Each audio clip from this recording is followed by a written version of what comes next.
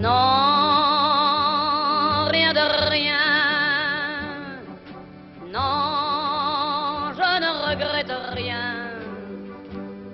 Ni le bien qu'on m'a fait, ni le mal, tout ça m'est bien égal. Il y a aussi Piaf.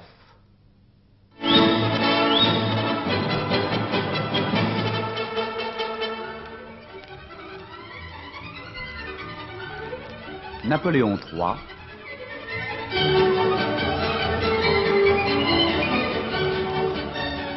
Napoléon III. Il y avait aussi Offenbach.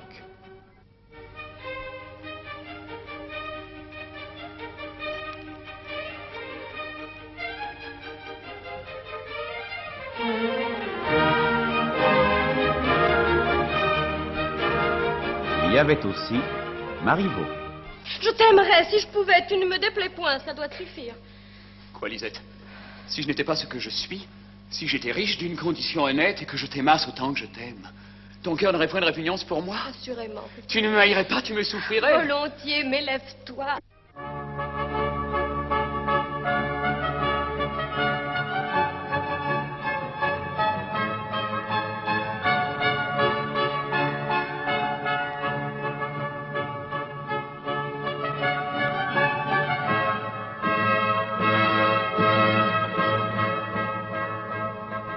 Louis XIV fait construire Versailles.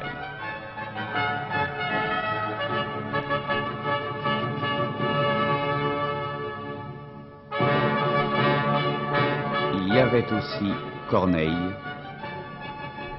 Il y aura Racine. Molière. La Fontaine. Et une dame qui commence à écrire à son ami, un financier illustre, Fouquet. Ses premières lettres passent inaperçues. Et pourtant...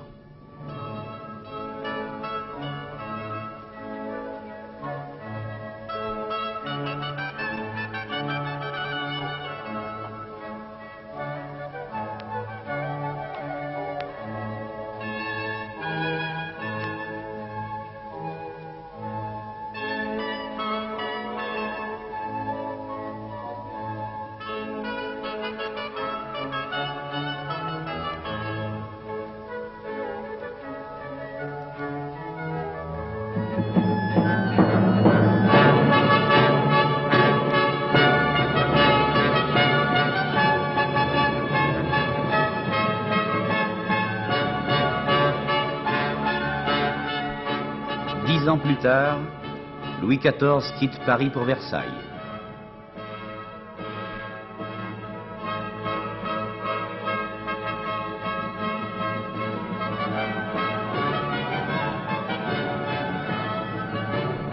Le grand siècle commence.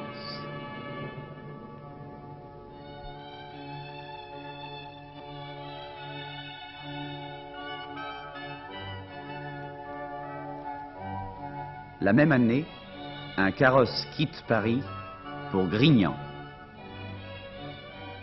emportant une jeune femme qui ne connaîtra plus le monde qu'à travers les humeurs et les divertissements d'une mère aux aguets de la vie.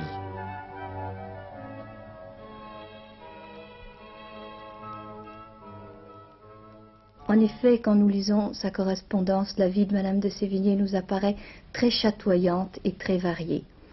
Mais en réalité, c'est une vie qui n'a pas été très exceptionnelle, ni très malheureuse, ni très heureuse, et qui est une vie en somme assez banale, la vie d'une grande dame de l'époque. Madame de Sévigné était orpheline à 7 ans.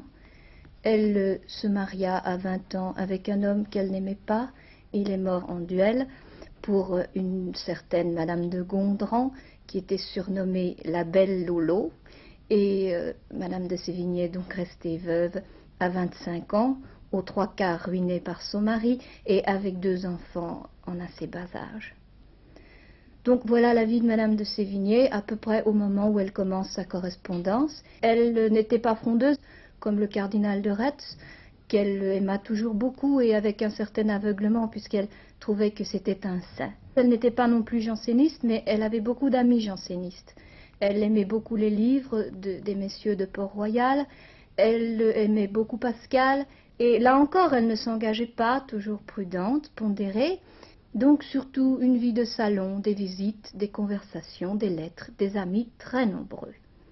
Des amis comme Madame de Lafayette, qu'elle vit jusque tout au dernier jour de sa vie, comme La Rochefoucauld, qu'elle considérait comme un homme très bien élevé et très bien doué plutôt que comme un écrivain, comme son cousin Bussy-Rabutin, qui était à l'époque beaucoup plus réputé qu'elle comme auteur de lettres, et comme également les Guiteau, qui étaient des amis qui s'occupaient de ses fermages en Bourgogne, donc beaucoup de relations. Et à part ça, mon Dieu, pas grand-chose, pas d'aventure, pas d'amour, il semble bien que non. On a essayé de prétendre qu'elle avait été très liée avec Fouquet, avec le cardinal de Retz, mais il ne semble pas que ce soit vrai. Son cousin Bussy, qui était très malveillant, à une époque où il était particulièrement mécontent d'elle parce qu'elle lui avait refusé un prêt d'argent assez important qu'il sollicitait, a écrit d'elle un très méchant portrait où il dit diverses choses très peu flatteuses, mais où il n'arrive à l'accuser que de certaines légèretés de langage, car elle avait l'imagination vive, mais il ne l'accuse pas du tout d'aventure, donc il semble bien qu'elle n'aima jamais. Pourquoi donc cette femme, dont la vie fut semblable à celle de n'importe quelle dame de son rang et de son époque, nous retient-elle, nous passionne-t-elle toujours autant? Eh bien, c'est justement ce que nous allons essayer de comprendre en la suivant à travers ses lettres tout le long de sa vie. On la passe avec 5 ou 6 amis dont la société plaît, et à 1000 devoirs à quoi l'on est obligé, et ce n'est pas une petite affaire. Mais ce qui me fâche, c'est qu'en ne faisant rien, les jours se passent, et notre pauvre vie est composée de ces jours, et l'on vieillit, et l'on meurt. Je trouve cela bien mauvais. Heureusement, il y a les amis que Madame de Sévigné va visiter et auxquels elle va raconter sa peine. Ma douleur serait bien médiocre si je pouvais la dépeindre, je ne l'entreprendrais pas aussi. J'ai beau chercher ma chère fille, je ne la trouve plus, et tous les pas qu'elle fait l'éloignent de moi. Heureusement, il y a Grignan, il y a sa fille, devant laquelle Madame de Sévigné va vivre. À quel prix inestimable ai-je toujours mis les moindres marques de votre amitié. En ai-je laissé passer aucune sans en être ravie. Mais aussi, combien me suis-je trouvée inconsolable lorsque j'ai cru voir le contraire. Vous seul pouvez faire la joie et la douleur de ma vie. Je ne connais que vous. Et hors de vous, tout est loin de moi. La raison me rapproche plusieurs choses, mais mon cœur n'en connaît qu'une. Dans cette disposition, jugez de sa sensibilité, de ma délicatesse, et de ce que j'ai pu sentir pour ce qui m'a éloigné très injustement de votre cœur. Je passe ma vie à parler de vous, et ceux qui m'écoutent le mieux sont ceux que je cherche le plus. Mais n'allez pas craindre que je sois ridicule. Ridicule, ce mot nous étonne, et il revient souvent sous la plume de Madame de Sévigné qui se justifie auprès de sa fille. Madame de Grignan est donc quelquefois mécontente de cet amour passionné que lui porte sa mère. Nous sentons là comme une dissonance, et au fur et à mesure que les années passent, nous sentirons encore cette dissonance croître et s'accentuer. Je reprends, ma fille, les derniers mots de votre lettre, ils sont assommants. Vous ne sauriez rien faire de mal puisque vous ne m'avez plus. J'étais le désordre de votre esprit, de votre santé, de votre maison. Je ne vaux rien pour vous. Oh, quelles paroles! Comment les peut-on penser? Et comment les peut-on lire? Mais vous me dites bien, Pie, que tout ce qui ne me tendait plus et qu'on avait la cruauté de me dire quand vous partîtes. Il me paraissait que tous ces gens avaient parié à qui se défraient de moi le plus promptement et vous continuez sur le même ton. Je me moquais d'eux quand je croyais que vous étiez pour moi.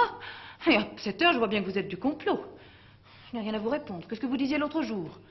Quand la vie et les arrangements sont tournés d'une certaine façon, qu'elle passe dans cette vie, tant qu'elle voudra. Et même le plus vite qu'elle pourra. Et oui, il y aura dans l'amour de Madame de Sévigné pour sa fille des hauts et des bas. des disputes, des réconciliations, des malentendus, des éclaircissements. Vous me dites, ma bonne, que j'ai été injuste sur le sujet de votre amitié. Ah, ma bonne, je l'ai été encore bien plus que vous ne pensez. Je n'ose vous dire jusqu'à quel point a été ma folie. J'ai cru que vous aviez de l'aversion pour moi. Et je l'ai cru parce que je me trouvais, pour des gens que je haïssais, comme il me semblait que vous étiez pour moi.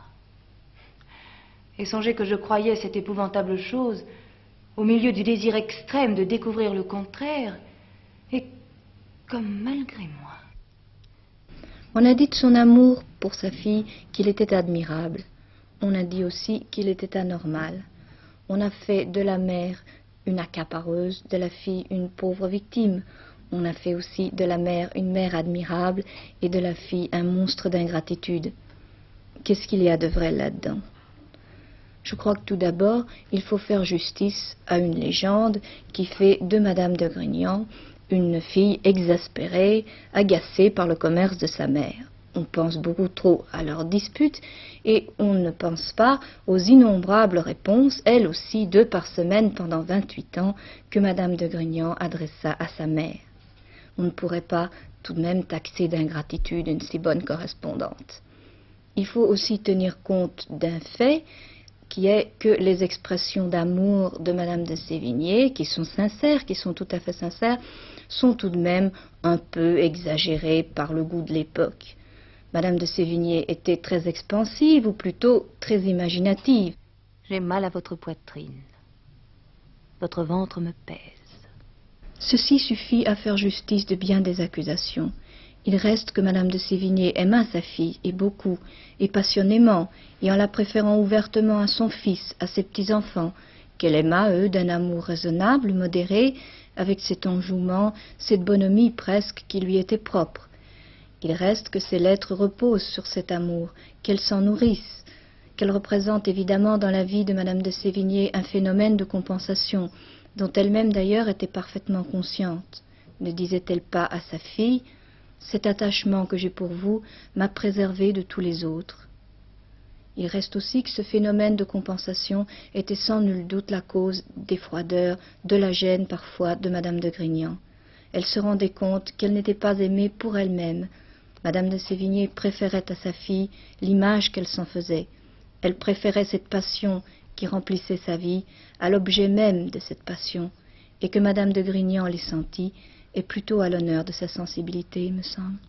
Mais il y aura aussi, heureusement, des éclats de rire, des médisances, des histoires de mode, des potins, et toute cette correspondance si enjouée qui forme tout de même la plus grande partie de cette œuvre.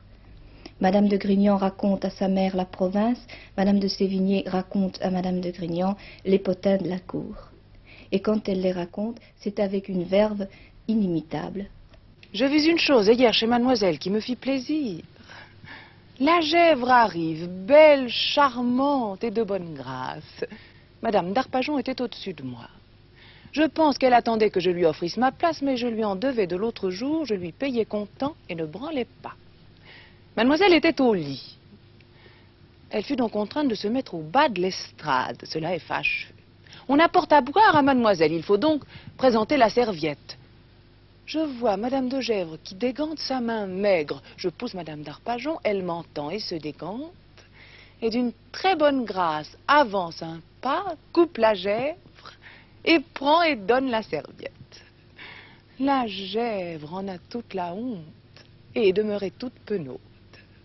Elle était montée sur l'estrade, elle avait ôté ses gants, et tout cela pour pouvoir donner la serviette de plus près par Madame d'Arpajon. Ma bonne, je suis méchante, cela m'a réjoui. A-t-on jamais vu accourir pour ôter à Madame d'Arpajon, qui est dans la ruelle, un petit honneur qui lui revient tout naturellement? La puceuse s'en est épanouie la rate. Mademoiselle n'osait lever les yeux, et moi j'avais une mine qui ne valait rien. Nous croyons volontiers à cette mine de Madame de Sévigné, car nous la savons enjouée. Mais elle va peu à la cour. Elle a cessé d'y aller depuis le mariage de sa fille, et maintenant c'est surtout dans les salons qu'elle se rend, dans les salons où elle est déjà appréciée. car elle a déjà un public. Madame de Lafayette, son amie, lui envoie un laquais pour lui réclamer une lettre qui a déjà un titre, et Madame de Sévigné l'envoie. On redemande une autre lettre, il y a là tout un petit commerce dont Madame de Sévigné s'amuse énormément. Ce petit commerce se continue en Provence autour de Madame de Grignan qui prête volontiers les lettres de sa mère qui tient la Provence au courant des histoires de la cour et aussi de tous les faits divers qui peuvent se passer dans Paris. J'ai dit les faits divers, et c'est bien un fait divers en effet que cette petite histoire qu'on va lire et qui figurerait avantageusement à la première page de nos journaux. Voici une petite histoire qui s'est passée il y a 3 jours. Un pauvre passementier dans ce faubourg Saint-Marceau était taxé à 10 écus pour un impôt sur les maîtrises. Il ne les avait pas. On le presse et represse. Il demande du temps. On lui refuse, on prend son pauvre lit et sa pauvre écuelle. Quand il se vit en cet état, la rage s'empara de son cœur. Il coupa la gorge à 3 enfants qui étaient dans sa chambre. Sa femme sauva le 4e et s'enfuit. Le pauvre homme est au Châtelet, il sera pendu dans un jour ou 2. Il dit que tout son déplaisir, c'est de n'avoir pas tué sa femme et l'enfant qu'elle a sauvé. Songez que cela est vrai comme si vous l'aviez vu, et que depuis le siège de Jérusalem, il ne s'est point vu une telle fureur. Madame de Grignan s'amusera fort de cette fureur du pauvre homme. L'époque n'est pas à la sensibilité, ce qui ne veut pas dire qu'il n'y ait pas de gens sensibles. Mais la sensibilité de Madame de Sévigné, nous le verrons tout à l'heure, est assez limitée. Admirons pourtant le mouvement avec lequel cette anecdote est enlevée. Et nous l'admirerons d'autant plus que nous comparons cette lettre avec une autre, avec une description que Madame de Sévigné nous donne du mariage de Mademoiselle de Louvois.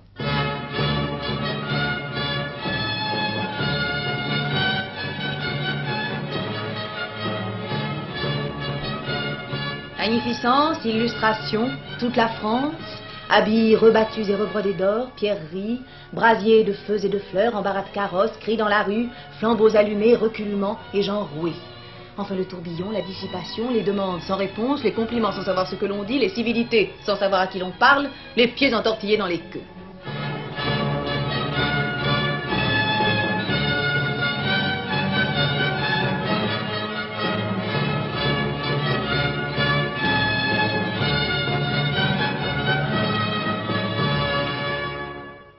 Devant ce texte, pas d'hésitation.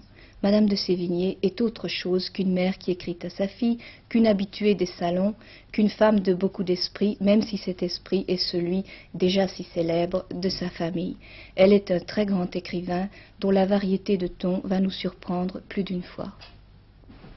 Voici les rochers et ces belles allées où Madame de Sévigné aimait tant à se promener. Elle tenait ce domaine de son mari. Cette terre appartenait aux Sévigné depuis 1485. Elle venait y toucher des fermages, elle venait aussi et surtout y faire des économies que son train de vie à Paris ne lui permettait pas. Elle ne cessait de faire planter, couper des arbres dans ses allées, dans ses bois qu'elle aménageait constamment. Elle donnait à ces allées, par un reste d'une habitude précieuse, des surnoms. L'une, elle l'appelait l'infini, l'autre, la solitaire. L'une, qui était ensoleillée, très gaie, l'humeur de ma mère. L'autre, qui était plus secrète, plus mélancolique, l'humeur de ma fille. Elle avait aussi fait construire une chapelle. Elle avait constamment des ouvriers en chantier. Cependant, j'ai 10 ou 12 charpentiers en l'air, qui lèvent ma charpente, qui courent sur les solives, qui ne tiennent à rien, qui sont à tout moment sur le point de se rompre le cou, qui me font mal au dos à force de les aider d'en bas. On songe à ce bel effet de la providence que fait la cupidité. Et l'on remercie Dieu qu'il y ait des hommes qui, pour 12 sous, veuillent bien faire ce que d'autres ne feraient pas pour 100 000 écus. Venant de cette Madame de Sévigné qui nous dit « Je suis douce, tendre, ma chère enfant, jusque à la folie. » Ce petit passage peut surprendre. Tout absorbé par sa fille, comment lui resterait-il beaucoup de sensibilité pour le reste du genre humain? Elle va nous le montrer mieux encore, tandis que la Bretagne s'agite. Que se passe-t-il en 1675 en Bretagne? Le roi réclame aux Bretons des impôts, plus qu'ils n'en peuvent payer. Ce peuple pressuré se révolte. Quoi de plus simple?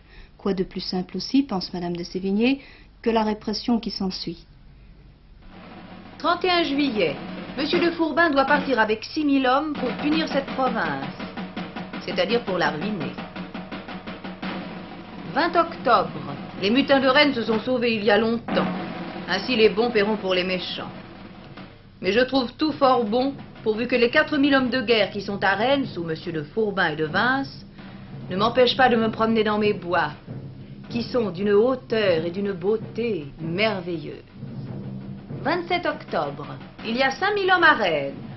Ce sera assez pour y faire des petits, comme dit le maréchal de Gramont. On a pris à l'aventure 25 ou 30 hommes que l'on va pendre. 30 octobre. On a chassé et banni toute une grande rue et défendu de la recueillir sous peine de la vie. De sorte qu'on voyait tous ces misérables, vieillards, femmes accouchées, enfants, errer en pleurs au sortir de cette ville sans avoir de nourriture ni de quoi se coucher. 24 novembre. Il est vrai que la penderie me paraît maintenant un rafraîchissement. J'ai une toute autre idée de la justice depuis que je suis en ce pays. Je fus ravie de revenir ici. Je fais une allée nouvelle qui m'occupe. Je paie mes ouvriers en blé et ne trouve rien de solide que de m'amuser et de se détourner de la triste méditation de nos misères. Détournons-nous-en avec elle. Sainte-Beuve, François Mauriac, pour ne citer que les noms les plus prestigieux, se sont indignés devant tant d'insensibilité. François Mauriac nous dit « Ce ton détaché est plaisant et fait rire. Et pour qui se gêner? On est entre soi, dans la bonne compagnie. Toute la France tient dans un petit nombre de personnes que, bien sûr, les penderies du duc de Chaulnes ne concernent pas. » D'autres lui ont cherché des excuses. Nous en reparlerons. Pour l'instant, nous suivons Madame de Sévigné à travers ses lettres, et pour elle, le grand événement de l'année 1675, ce ne sont pas que les soldats qui occupent Rennes et, dit-on, mis un enfant à la broche, elle cite ce fait sans commentaire, mais c'est le gros rhume qui a pris Madame de Grignan cet automne-là.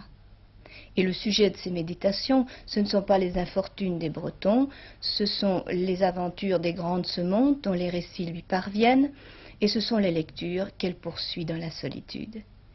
Il est temps de parler un peu de ces méditations de Madame de Sévigné que la solitude des rochers favorise. Madame de Sévigné n'est pas dévote, elle le regrette. Une de mes grandes envies, c'est d'être dévote. Je ne suis ni à Dieu ni au diable, et cela m'inquiète. Quoiqu'entre nous, je le trouve le plus naturel du monde. On n'est point au diable, parce qu'on craint Dieu, et qu'au fond, on a un principe de religion. On n'est point à Dieu aussi parce que sa loi est dure, et qu'on n'aime point à se détruire soi-même. Cela compose des tièdes, dont le grand nombre ne m'inquiète pas du tout, j'entre dans leur raison. Cependant, Dieu les hait. Il faut donc en sortir. Et voilà la difficulté.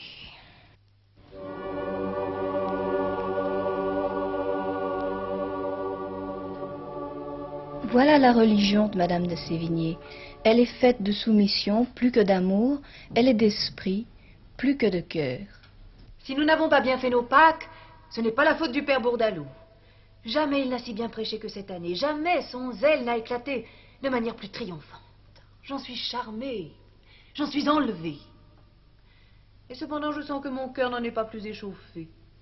Et que toutes ces lumières dont il a éclairé mon esprit ne sont point capables d'opérer mon salut. Tant pis pour moi. Cet état me fait souvent beaucoup de frayeur. Mais la voici repartie pour Paris, où elle retrouve son vrai climat, où 1000 images, 1000 anecdotes la sollicitent. Et c'est la nouvelle coiffure à la mode dont elle doit parler à sa fille, et ce sont les potins de la cour, et les potins de la cour sont cette année particulièrement passionnants, car c'est le début de l'affaire des Poisons, et bientôt l'exécution de la Brinvilliers. Enfin, c'en est fait. La Brinvilliers est en l'air. Son pauvre petit corps a été jeté après l'exécution dans un grand feu et les cendres au vent. De sorte que nous la respirons. Et par la communication des petits esprits, il nous prendra quelque humeur empoisonnante dont nous serons tout étonnés.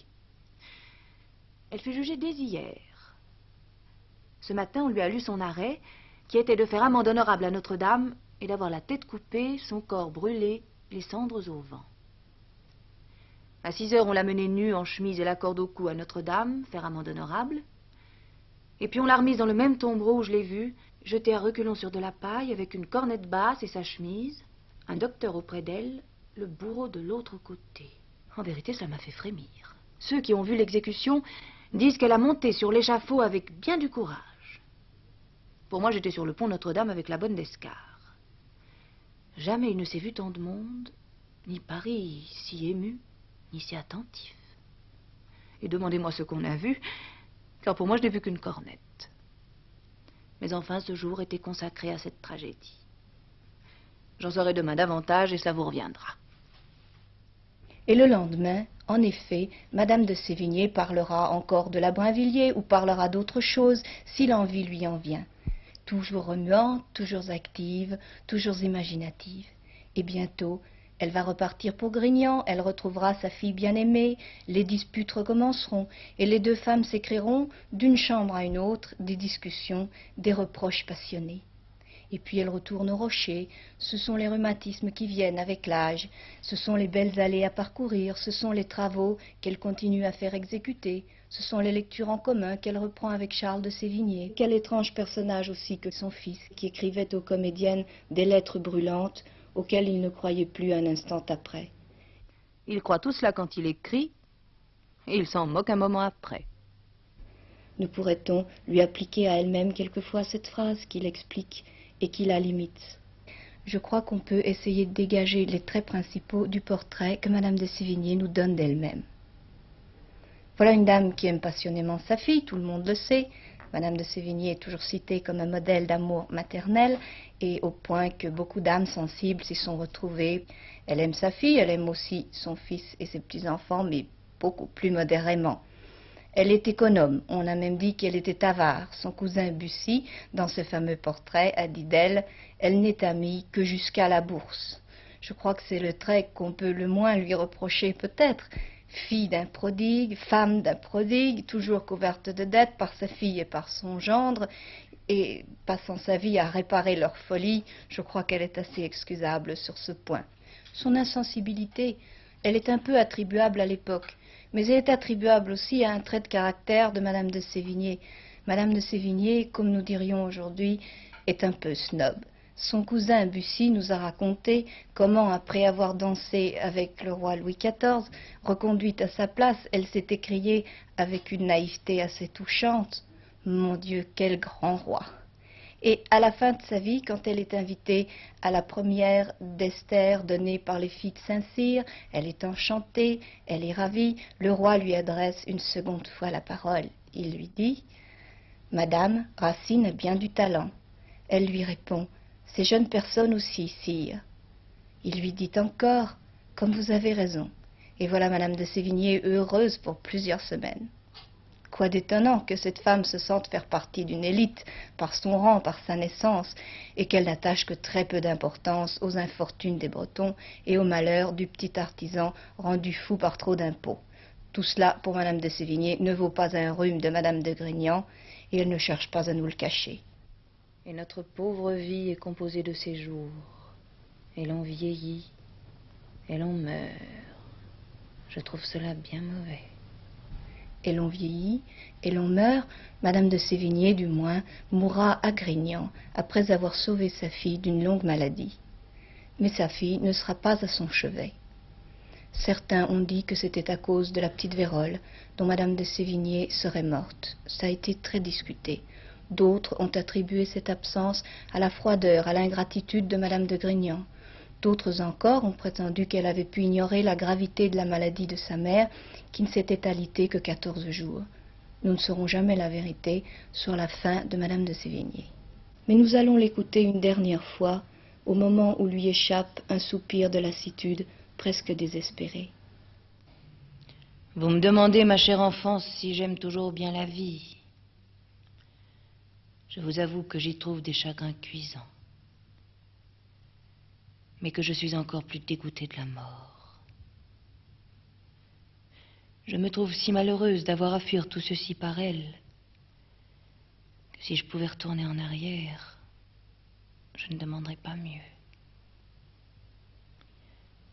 Je me trouve dans un engagement qui m'embarrasse. Je suis embarquée dans la vie sans mon consentement. Il faut que j'en sorte. Cela m'assomme. Et comment en sortirai-je? Par où? Par quelle porte? Quand sera? Sans quelle disposition? Souffrirai-je mille et mille douleurs qui me feront mourir désespérée? Aurais-je un transport au cerveau? Mourrais-je d'un accident? Comment serais-je avec Dieu? Qu'aurais-je à lui présenter? Vous me dites que je veux vivre éternellement. Point du tout. Mais si on m'avait demandé mon avis, j'aurais bien aimé à mourir entre les bras de ma nourrice. Cela m'aurait ôté bien des ennuis et m'aurait donné le ciel bien sûrement et bien aisément. Mais parlons d'autre chose.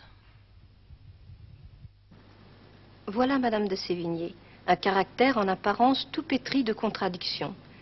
Sensible et insensible, tiède et croyante, frivole et parfois désespérée. Y a-t-il une clé à ce caractère si déconcertant et si séduisant aussi? Je le crois.